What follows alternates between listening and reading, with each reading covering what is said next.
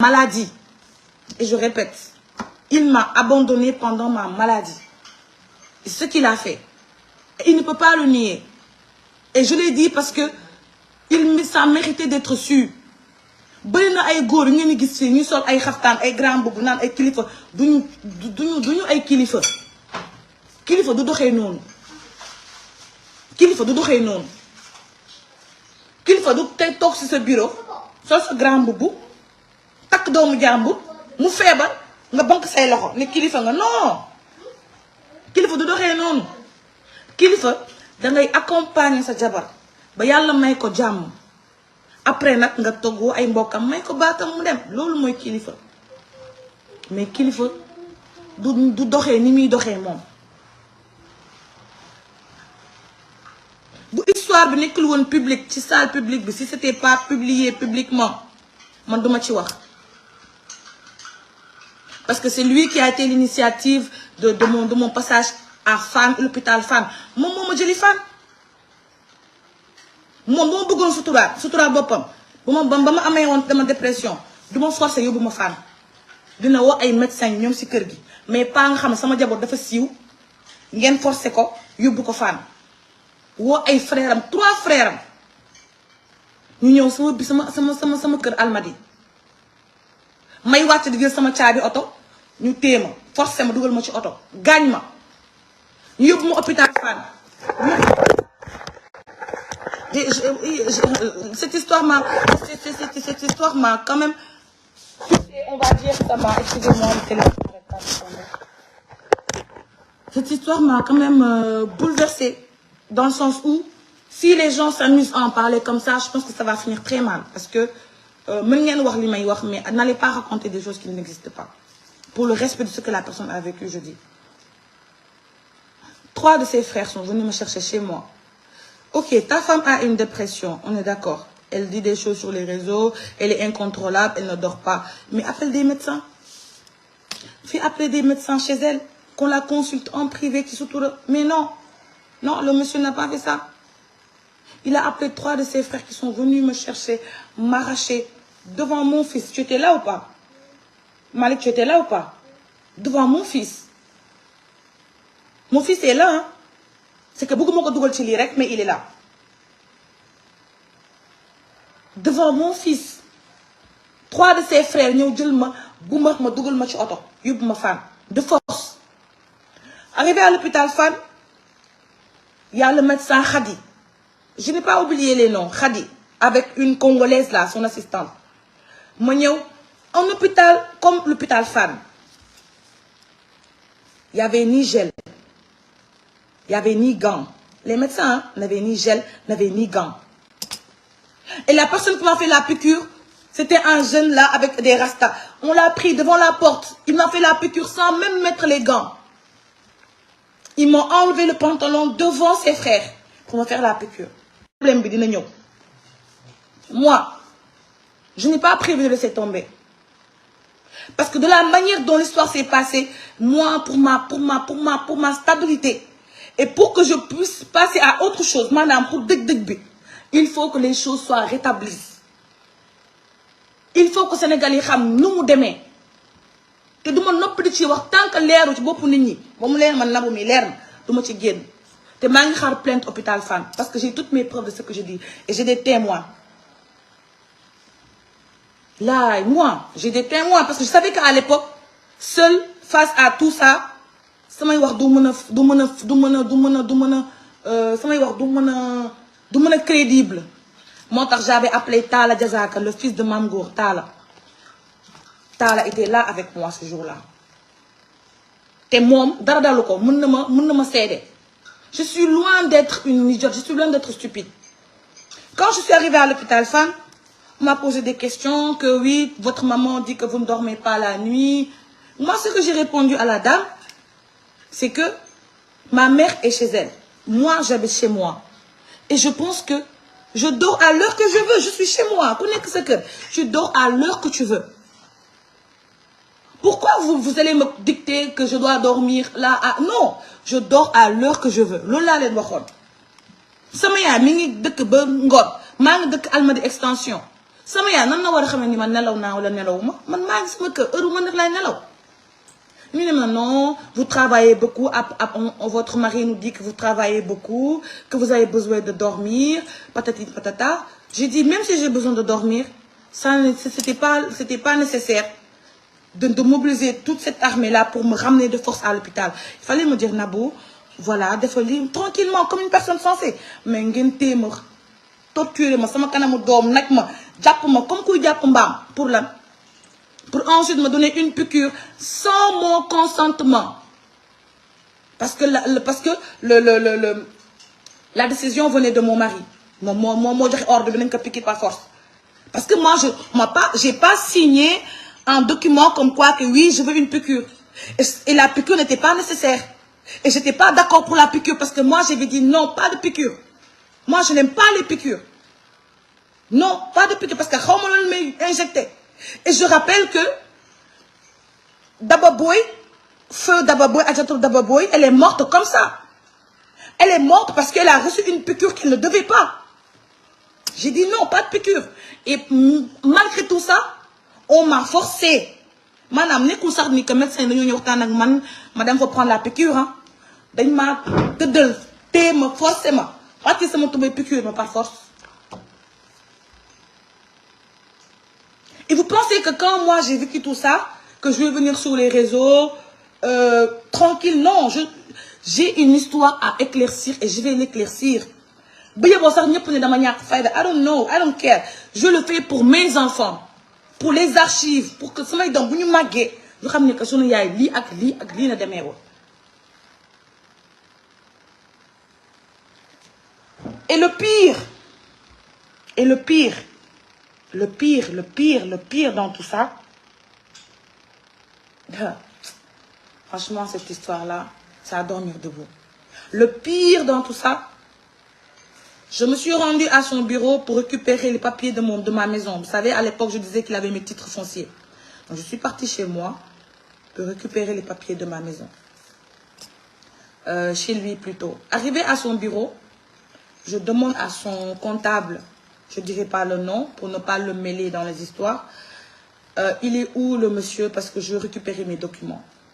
Le comptable me dit, il arrive, il n'est pas loin. D'accord, j'attends. Je patiente 1 heure de temps, je reviens, je lui dis, mais il est où le monsieur? Parce que moi, je prends mes documents. Parce qu'il avait mes titres fonciers. Et je suis partie les récupérer. Parce que j'avais eu un écho qu'il voulait vendre mes maisons. Et c'est normal. Je défends mes biens.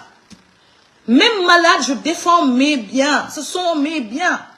Imaginez-vous, je me suis battue des années pour avoir les maisons que j'ai. Du jour au lendemain, comme ça, non. Je me suis battue sur les réseaux. Mais les gens, ils ne comprennent pas en fait. Ils prennent Sénégal, ils disent lépp à la légère. Cette histoire-là n'est pas légère. Et elle ne sera jamais légère. De rien. Chérie, donne-moi un foulard là-bas que j'essuie mes larmes. J'ai pas envie de pleurer.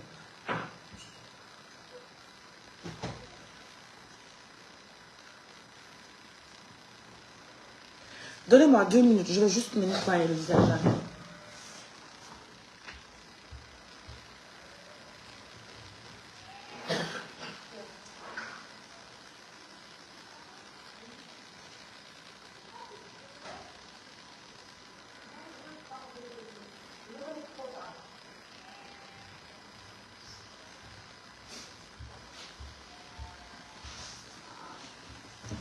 Donc, excusez-moi, hein. Vous savez, je suis très sensible. Ce sont ces documents-là. Ça, c'est les clés qu'il m'a rendues. Ça, c'est les clés de l'immeuble. De l'immeuble que moi, je lui avais offert. Vous savez, c'est pas facile de parler et de pas pleurer. Parce que quand j'ai connu mon mari, vous savez, il loue un bureau là, sur la VDM. C'est le bureau Waminek. Quand je l'ai connu, je lui ai dit, mais attends, chérie, à ton âge, c'est le coup, donc il loué. il m'a dit qu'il a un immeuble en construction et en finition que c'était pas fini man dama ko yërëm ma xam ni à 60 ans ah à 60 ans ba tey yaa ngi loué say bureau ma ñëw ni ko ce sont les clés de l'immeuble d'un immeuble que j'ai ici aux Almadies jëlal caabi immeuble bi nga def ci say bureau ci suuf le reste ma loué ko parce que c'était à usage locatif léegi prends en bas installe tes bureaux et ci kaw man je vais louer ça quoi parce que il y avait 6 appartements et 4 plateaux de bureaux et chaque plateau de bureau est loué tenez-vous bien 1,9 million parce que c'est des plateaux de 250 mètres carrés j'avais même descendu jusqu'à 1,5 million le prix parce que les loyers avaient littéralement un peu baissé et tout ça. Imaginez-vous, votre épouse vous donne un immeuble où il y a un plateau de bureau, où chaque plateau de bureau est loué à 1,5 million. Mu bàyyee la ko pour nga def ci ce siège loolu sac la sac dama ko sagal.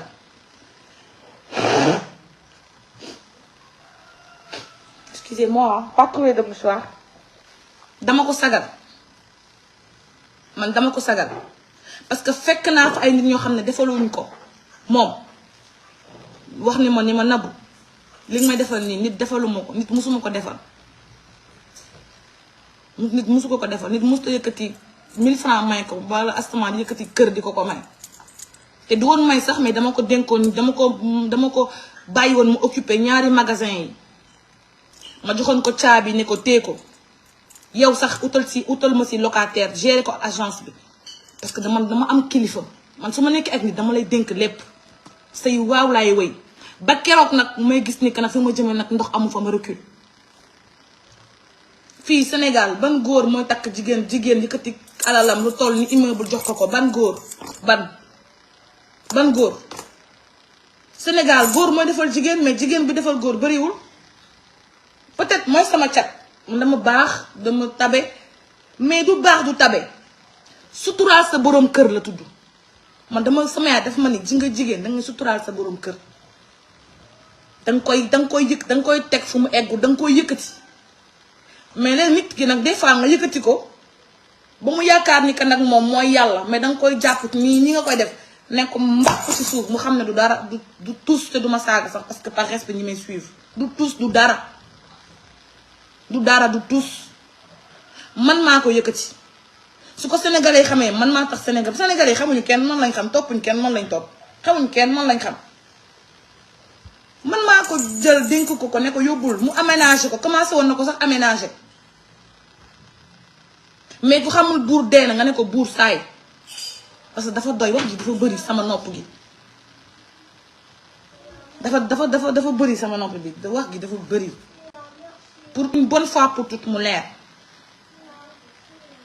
moi j'ai 30 ans 10 jours il a 60 ans à 30 ans mu mën a yëkkati immeuble dénk ko à 60 ans mu bëgg ko sàcc si maa ngi moom kan moo am fulla kan moo am fayda kan mooy gor ak kan moo dul gor kon wax gi dafa war a mbasaa dafa war a sese te boo leen di bind xam leen ki ngeen di bindal mooy kan xam ngeen li ngeen di bind mooy lan parce que dafa wax yoo xam ne day metti nit ki. Les papiers sont là. Je n'ai pas à mentir mi ngi nii office notariat nga document bi doo ko am lu dul ci notaire lii como amu ko dof amu ko imbécile amu ko ku dul liggéey amu ko kuy taxawaalu amu ko képp kuy nit di dox ci kaw suuf sañ nga yow ñaan nga yàlla ëllëg tey say kayitu kër tey ko nii ngëpp ko nii te nag bii bokkut ak